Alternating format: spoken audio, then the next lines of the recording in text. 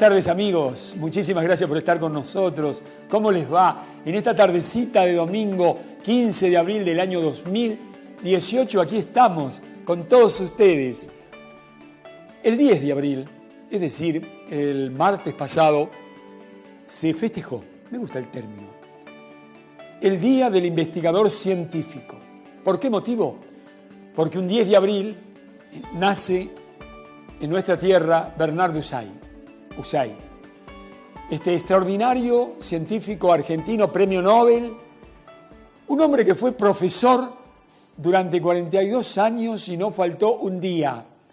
Bernard Usai, una luz, ha escrito este enorme científico argentino que está muy bien. Arturo Frondizi, en 1958, le pone chapa al CONICET que había creado Perón en 1952, dándole el lugar que se merecía Bernard Usai, nuestro primer premio Nobel de Medicina, y como presidente del CONICET en 1958. 1958 a 1962, Argentina tuvo un adelanto notable en materia de ciencia, de tecnología, de educación.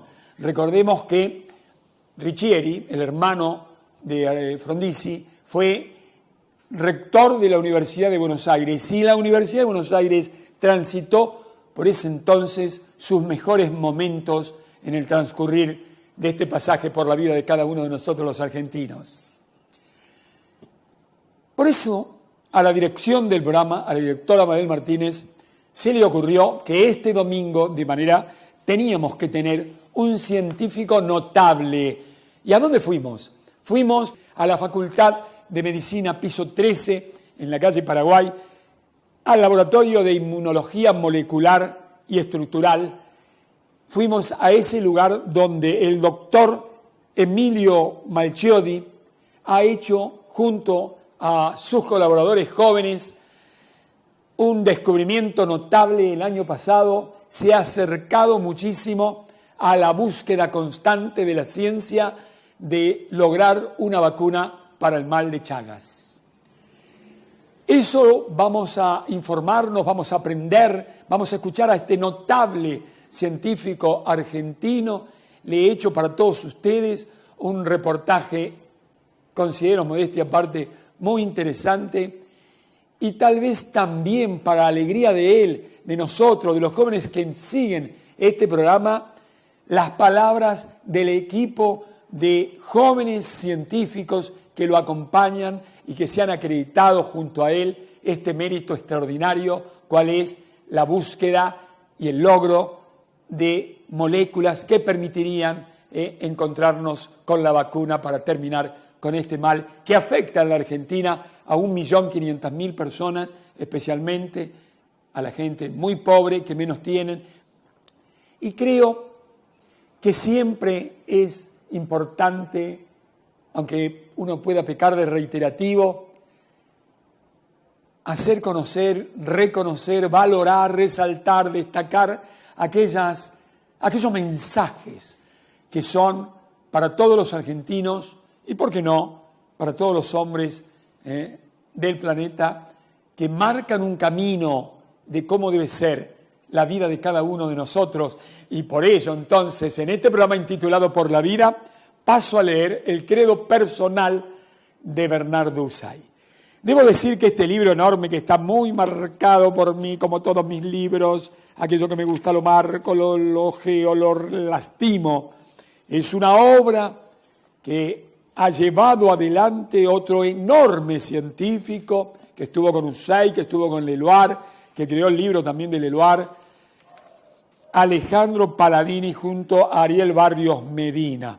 El credo personal de Bernard Usai, atención, dice así: amor a mi patria, amor a la libertad, dignidad personal, cumplimiento del deber, devoción a la ciencia, devoción al trabajo, respeto a la justicia y a mis semejantes, amor a los míos, parientes y amigos. Octubre de 1943, Bernard Usai.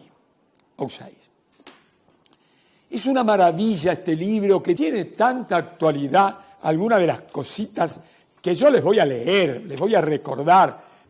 En la investigación, Bernard Aussáiz dijo hace tantos años, entre otras cosas, lo siguiente: la investigación científica es una de las bases de la civilización actual. De ella dependen la salud, el bienestar, la riqueza, el poder y hasta la independencia de las naciones.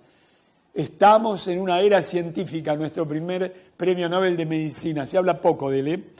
La investigación básica o fundamental o desinteresada debe practicarse en la universidad, pues es la fuente que nutre todas las aplicaciones científicas y técnicas. Sus resultados han sido extraordinarios. En numerosos trabajos he escrito, he dejado claro la importancia de la ciencia y su papel social, el cual ejerce en los planos intelectual, técnico y moral. Es indispensable, y debes recordarlo vos que sos ministro actualmente de Ciencia y Tecnología, Barañao, no puedes desconocer esto. Vos que debes asesorar al presidente de la República, a su gabinete, sobre este tema. Es indispensable desarrollar la ciencia básica y las aplicaciones de los descubrimientos, pero ellas deben hacerse de acuerdo con sanas reglas morales, pues los descubrimientos deben aplicarse solo para el bien y no para matar, destruir u oprimir. El porvenir científico, técnico y económico, señores políticos de la República Argentina, dijo Aussáiz, nada menos, depende de la formación de investigadores y por lo tanto de que se acierte a brindarles la ayuda necesaria. No es posible, es triste, es lamentable, es atrasado que muchísimos, cerca de 1000 estudiantes que se habían preparado, que habían rendido para ingresar en el CONICET, en el ministerio, lo hayan dejado de lado.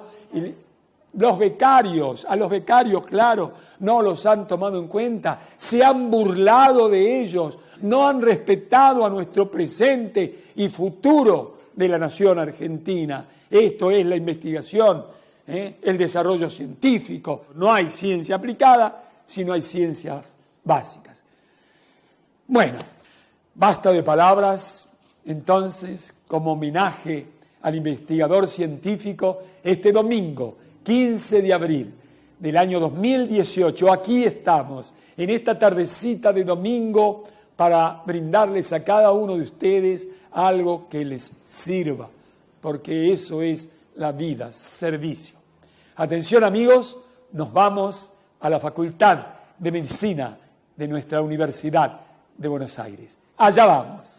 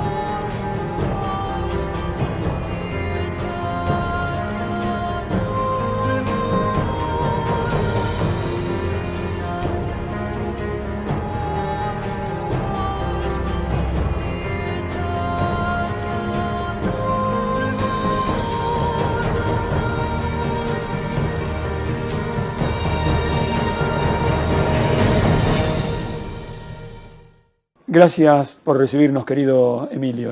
Muchísimas gracias. Es un gusto, Jorge, recibirlos a ustedes que han hecho tanto por la difusión de la ciencia.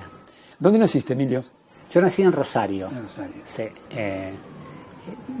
Viví hasta los 8 años y mi padre se mudó a Villa Constitución porque él estudió ya de grande, se graduó de ingeniero mecánico y trabajaba en la fábrica de armas de Rosario, que queda cerca, no es en Rosario. y se mudó a Villa Constitución, que queda ahí digamos, en el límite entre Santa Fe y la provincia de Buenos Aires, San Nicolás del otro lado. ¿Cómo fue ese tiempo de este científico importante para la ciencia y para la Argentina en particular? No quiero ser tan importante, pero sí, mi padre estaba muy preocupado por la educación y me mandaba. Yo vivía en el barrio Empalme Graneros, que quedaba en las afueras de Rosario, y que en realidad yo me mudé a Villa Constitución cuando se inundó mi casa con 1 metro de agua. Ah, mirá vos. Claro, porque los ferrocarriles, los ingleses hicieron los ferrocarriles, digamos, a la altura correcta, y era un terraplén inmenso que cuando se desbordó el río tapó toda esa zona. ¿Papá cómo se llamaba? Albino. ¿Y mamá? Virginia. ¿Qué fueron tus padres para vos? Muy importante. Mi padre trabajaba muchas horas, pero tenía un control muy importante sobre mi hermana. ¿Tenés una hermana? Sí, 9 años mayor. Y ella... O sea que vos eres el nene de tu hermana. Sí, porque yo tenía un hermano que falleció que era 15 años mayor que yo. Y mi hermana, mi padre era muy exigente con mi hermana, también trató de ser exigente con mi hermano, pero no pudo. Con mi hermana sí, y le transmitía esa exigencia para que ella me controlara a mí.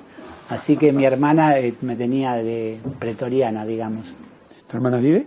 Sí, en San Nicolás vive. Un hecho que me marcó la infancia malamente fue la inundación.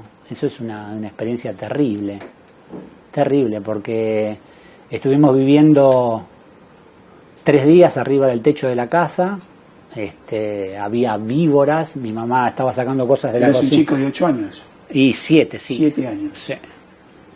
Y había víboras en el agua, comimos gallinas ahogadas de la vecina, porque la vecina tenía techo de chapa, entonces se vino a mi casa que era techo de material, y trajo la gallina que se había ahogado y la comimos en el techo.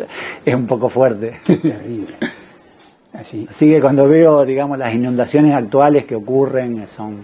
¿Y la enseñanza media, Emilio? La enseñanza media la tuve en Villa Constitución, en una escuela comercial muy exigente, muy buena, y cuando llegó el momento de estudiar en la universidad, mi padre para ese entonces había fallecido, él falleció cuando yo tenía 15 años. ¿No te dio científico?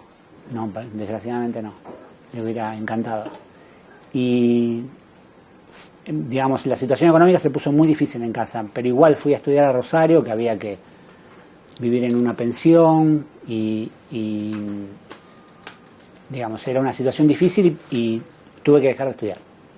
En 3er año de la facultad, yo estudiaba bioquímica, tuve que dejar de estudiar, empecé a trabajar, después me mudé acá a Buenos Aires trabajando como fotógrafo de sociales, y accidentalmente una vez yo ya estaba casado, fui de vacaciones a Necochea y el auto, quise entrar en un campo y el auto metí la rueda del auto en un guardaganado, que es un pozo, y me quebré el esternón. Tenía 24 años. Y estando en el hospital de ahí de Necochea, me desperté un día a las 4 de la mañana, la llamé a mi esposa de ese momento, que ahora es mi ex esposa, y le dije, voy a volver a estudiar. Y empecé, digamos, continué porque me reconocieron algunas de las materias de Rosario, acá en la Facultad de Farmacia y Bioquímica, y me gradué. Y antes de graduarme empecé como, en el caso ahora de Sebastián, y como casi todos acá, empecé como estudiante a trabajar en la cátedra de inmunología y nunca paré. Digamos, continué, fui a, digamos, la carrera, hay una carrera docente y una carrera científica, yo seguí las dos y soy actualmente profesor titular, digamos, de la materia inmunología y soy investigador del CONICET. ¿Qué es la ciencia, Emilio? Bueno, la ciencia es digamos, un emprendimiento, digamos, que implica, nunca es individual. Hubo una época en donde sí se podía hacer ciencia individualmente, pero ahora, digamos, es un trabajo de un conjunto de personas como, digamos, yo tengo grupos de trabajo muy importantes con jóvenes que son realmente el motor de la ciencia, porque, digamos, la constitución del grupo para desarrollar un trabajo científico para mí es fundamental. O sea, yo siempre me he preocupado, he dedicado mucho tiempo a, digamos, la selección de los integrantes de los grupos y en la formación. Ahora, digamos, puedo dedicarle menos tiempo yo a ellos, pero bueno, se va armando una pirámide. El grupo científico tiene que ser una pirámide, digamos, con una cabeza, digamos, científicos más jóvenes, que son, digamos, el principal motor, y obviamente los que serían los becarios y los estudiantes que mantienen la rueda en funcionamiento, digamos. Tengo que reiterar una pregunta periodística que le hice hace un tiempito a Gabriel Rabinovich, entre otros. Me reitero en ella, en esa pregunta, porque vos sos inmunólogo. Yo entrevisté hace muchos años a Edgardo Carosella, un inmunólogo que hoy es miembro de la Academia de Francia, la Academia Nacional de Francia, una academia que data creo que de 1620. Y él en una oportunidad, la última vez que vino a Buenos Aires, me dijo, hace muchos años, me dijo, hoy Jorge, la ciencia, la investigación pasa también por la creación. Me sorprendió eso. Y, en ciencia, en la investigación, con tu equipo de jóvenes, supuestamente por la edad, creativos, que están a la búsqueda de cosas nuevas. ¿Hay algo de creación en la ciencia de hoy? Sí, yo diría que la mayor parte es creación, porque, digamos, la generación de las ideas y digamos, la concreción es un arte. Yo creo que la ciencia forma parte de las artes, en el sentido de que agrega a lo que sería, por ejemplo, la pintura o la escritura, no sé, no es un pensamiento que haya desarrollado mucho, pero claramente la ciencia es un arte porque nosotros estamos generando cosas nuevas permanentemente, utilizando, digamos, la experiencia nuestra y la experiencia del resto de los científicos. Esa es una parte muy importante, porque digamos, la generación de conocimiento no solamente es dentro de un grupo, sino que uno permanentemente extrae conocimientos que otros científicos han desarrollado y han plasmado en artículos. Entonces esto, digamos, es lo que contribuye al conocimiento general. Por eso actualmente hay tanto interés y tanto surgimiento de, por ejemplo, las revistas que son abiertas, digamos, que uno no tiene que pagar la suscripción para poder leerla. Tienen la contra terrible que los científicos tenemos que pagar para publicar ahí, o sea, tenemos que tener subsidios que nos permitan publicar en esas revistas y pagar lo que no es poco dinero. ¿Se puede hacer ciencia sin pasión? No, para nada, absolutamente nada. Yo la primera charla que tengo con cualquier estudiante que quiere venir a trabajar con nosotros es advertirles que del 100%, digamos, del trabajo que cualquiera de nosotros realizamos, lo único que tiene valor a lo mejor es el 5%. Todo lo demás es una sumatoria de fracasos.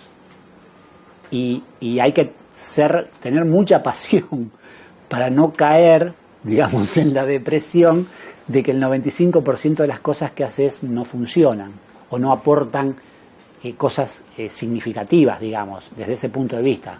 No es que no funcionan. ¿Vos compartís aquello que ha dicho algún científico trascendente de que uno dijo, tuve 10.000 fracasos que me dejaron 10.000 enseñanzas? Sí, fue el que desarrolló no fue el que Edison, Tomás Alva Edison, sí.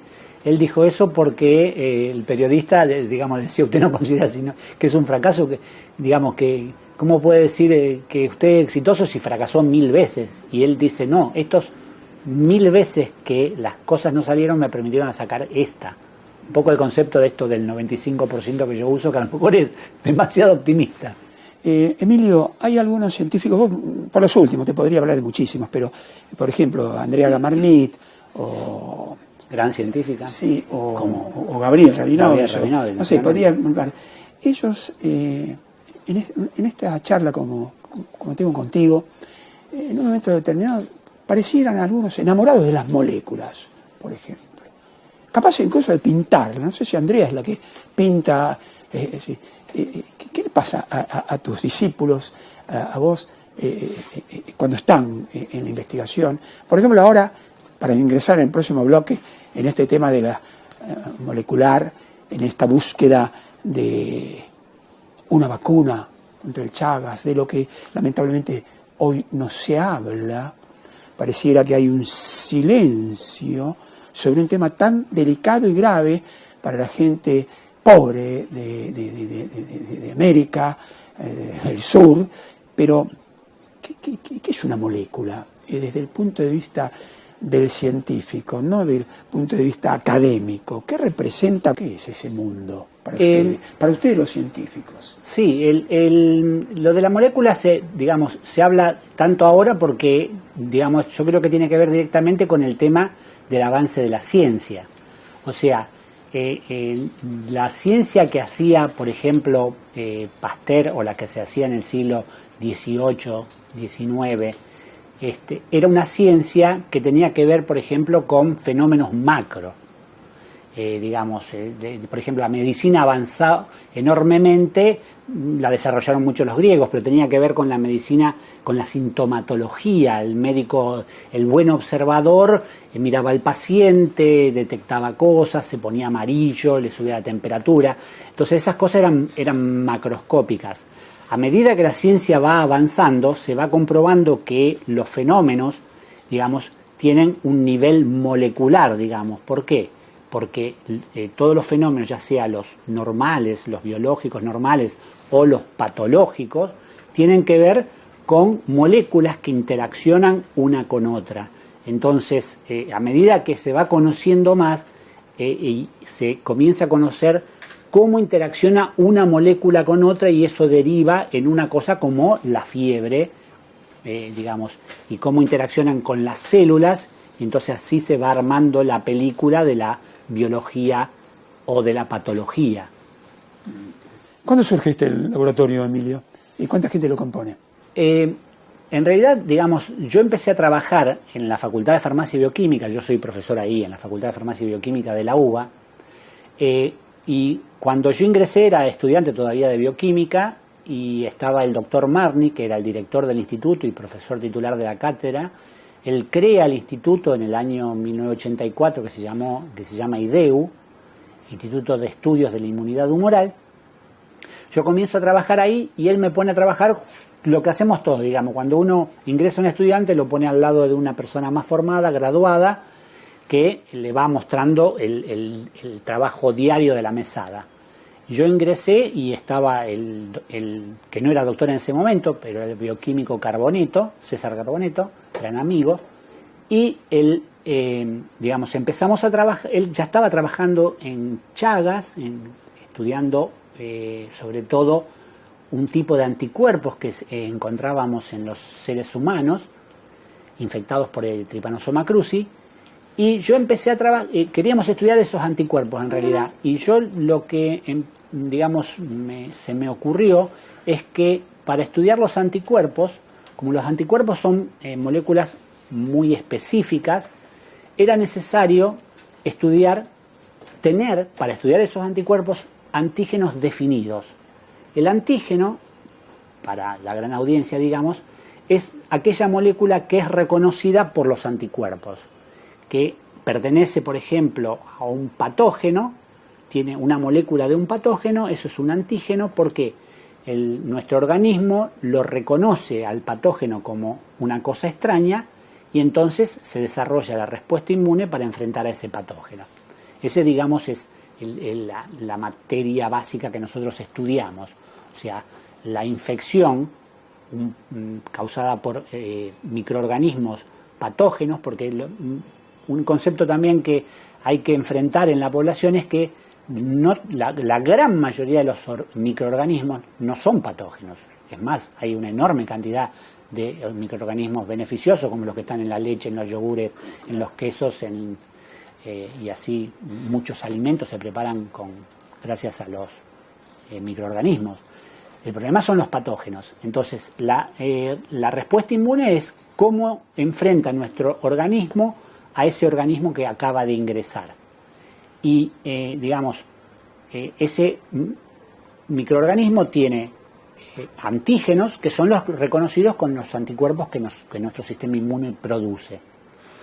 Cuando nosotros queríamos estudiar los anticuerpos, yo dije, bueno, tenemos que obtener antígenos definidos para poder estudiar el anticuerpo que se produzca contra ese antígeno y no toda la enorme población de anticuerpos que tenemos contra un organismo patógeno. Así empecé a trabajar yo con antígenos. Una pregunta que debería haberte hecho antes, pero nombraste vos a tus, de alguna manera, formadores. ¿Quién fue la persona que en la materia vos estuviste ahí en la mira como ejemplo, por seguir? Bueno, yo, digamos, el que fue mi director de tesis y mi maestro inicial fue el doctor Marni, que él en realidad fue una eminencia, digamos, no conocida por el gran público, porque él crea la primer cátedra de inmunología de Latinoamérica. O sea, la inmunología se comienza a estudiar como parte de la microbiología. La microbiología es la que estudia los microbios, ¿cierto? Patógenos y no patógenos. La inmunología se comienza a desarrollar como, digamos, era un capítulo de la microbiología. El doctor Marni trabajaba en la cátedra de microbiología, que en ese momento estaba dirigida por el doctor Torres, también un microbiólogo muy conocido, y él considera que hay que crear una cátedra de inmunología y es la primera cátedra de inmunología de Latinoamérica. No había, digamos, cátedras de inmunología ni en medicina, ni en bioquímica, ni en nada. No existía tal cosa.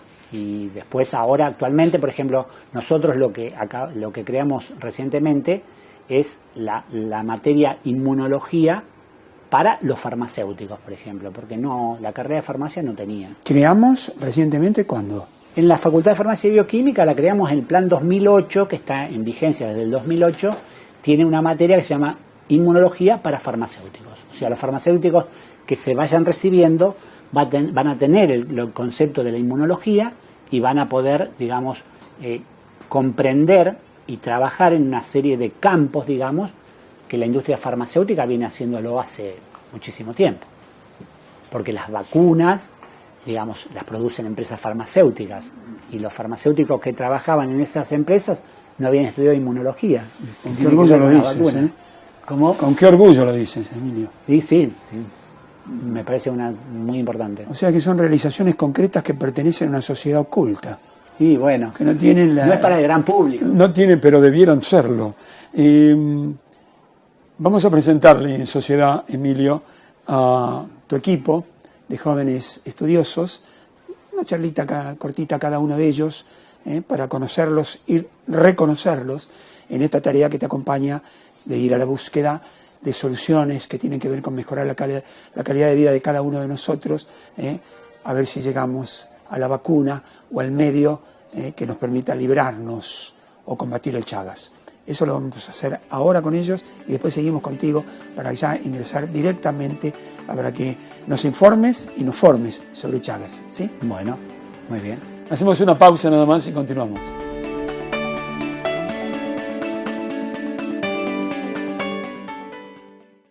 Transportel Patagónica, eficiencia, esfuerzo y avanzada tecnología para apuntalar el desarrollo energético de Argentina.